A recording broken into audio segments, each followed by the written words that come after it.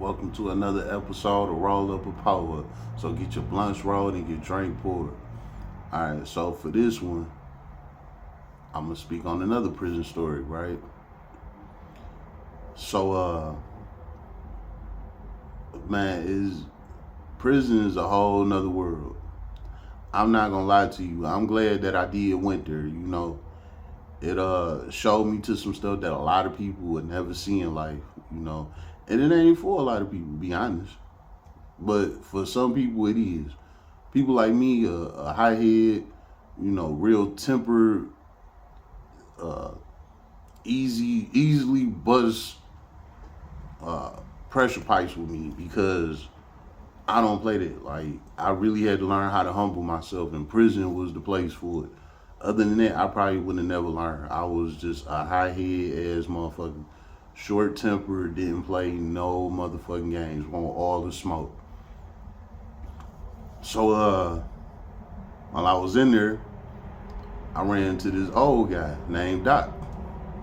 I was in my mid-20s at the time, and I had a crew of homeboys that I rolled with. It was 5 of us. I'll talk about that in another story.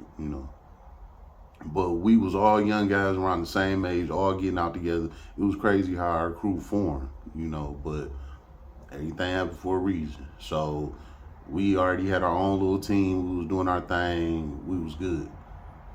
Now the guy Doc, he took a liking in us because we wasn't like everybody else trying to fit in with crowds and all that. We did our own thing. We stayed out the way.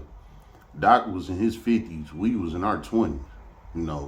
Doc was hanging with us like he was one of us. That's just how much he fucked with us for real. Now, I was still gang banging on the side, but I had my crew that I rolled with too. So Doc pulled me to the side one day. He like, man, look. Now, hold up. In prison, they called me Little. You know what I'm saying? So he came to me. He was like, Little. He like, man, let me kick it with you. I'm like, all right. So we sat at the table. We kicking and shit. He like, look, man, you be going hard, for this street shit. What's up with that? I'm like, shit, that's how I was raised. You know what I'm saying? Ever since I can remember, 5 years old, I was out here on the block, So we talking about all that. He like, yeah, all that's cool. But he like, look, man, you gonna grow out that shit one day and you ain't gonna look back. I'm like, hell no, nigga. Me and my niggas, we too loyal. We got each other. We rocking. We doing this shit. Blah, blah, blah, blah, blah, blah. He like, look, man. He like, I ain't even gonna go into all that. He like, we just gonna start with that block that you be claiming. I'm like, yeah, what about my block? You know what I'm saying? Mind you, I spent 20 years on my block. So yeah, I'm very prideful of mine and this shit I done went through for and with my block. Yeah. So let's talk about it. He like, look, man, if you died right now, would that block shut down in honor of your death?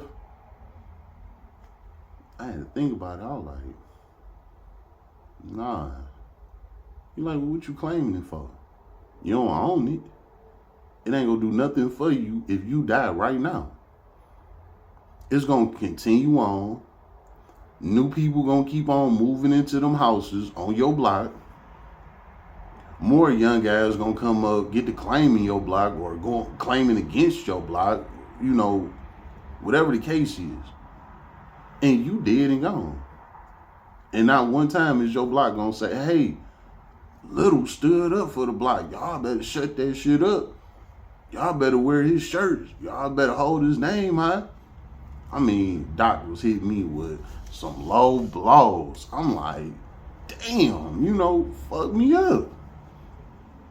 I ain't go, explain everything he was saying, but that was like the main thing. You know what I'm saying? And after we had our conversation, I was like, you know what, you're right. I'm done with that shit. So I stopped claiming the block, all that shit. I let all that shit go right after that conversation. Crazy how prison worked. All it took was one good conversation for me to change my ways. When I did that, I also hit the yard. I told the gangbangers that I was gangbanging with, I was like, hey, look, I'm done with this shit. turned in my flag. You feel me? Drop my flag, baby. It's over. Done. The guys respect it because they know I don't play that type of shit anyway. So it wasn't about to be no malicious violation behind this shit. None of that. Like, nah. I was the second on the yard. For anybody that need to know. You know what I'm saying? And I ain't had to do nothing. For real. I had youngins running up on me like, bro, whatever you need, I'll take care of that shit. You just go home. And this is when I was gangbang. So after I had stopped, it was like the love grew tougher. They was like watching me harder. Like, yeah, bro trying to get grow. Damn. Bro trying to go home. He straightening up his life. We gonna let him ride. That's what growth and development is about anyway. So I ain't gonna lie, they stood their ground on that.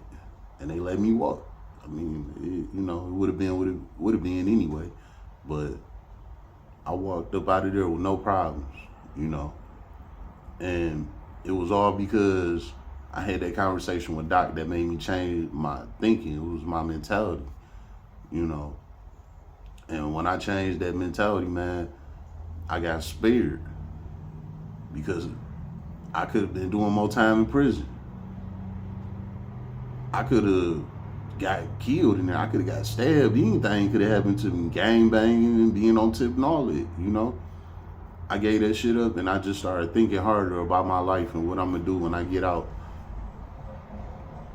It changed me forever, man. It's crazy what some of us got to go through to learn from what we into.